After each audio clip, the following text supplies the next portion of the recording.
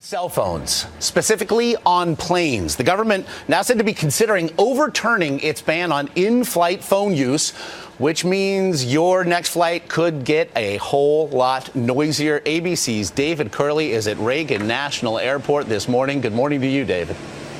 Josh, I got to tell you, passengers nearly begged to use their devices to play games or read on planes. They won. But now the government is thinking about allowing you to make a call on your phone, and not everyone is happy about that idea.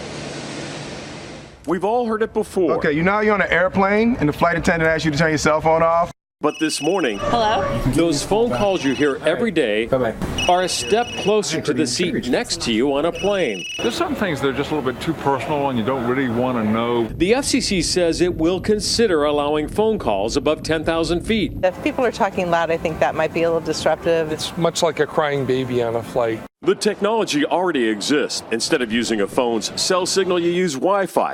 Flight attendants are adamantly opposed. A terrible idea. Overwhelmingly, passengers have rejected that notion, and flight attendants absolutely don't want to have that on board either. Of course, passengers would most likely be charged. But what if you don't want to sit next to someone on the phone? Will you have to pay for a quiet zone seat? Passengers might not want the phone calls, but if the airlines think they can make enough money off of this, they might go ahead with the plan anyway. If approved, the government is clear it'll be up to the airlines, and those airlines are not lining up in formation in support. United, customers have expressed concern. JetBlue, people may not want change. Delta, asked if it would allow phone calls in flight, said no.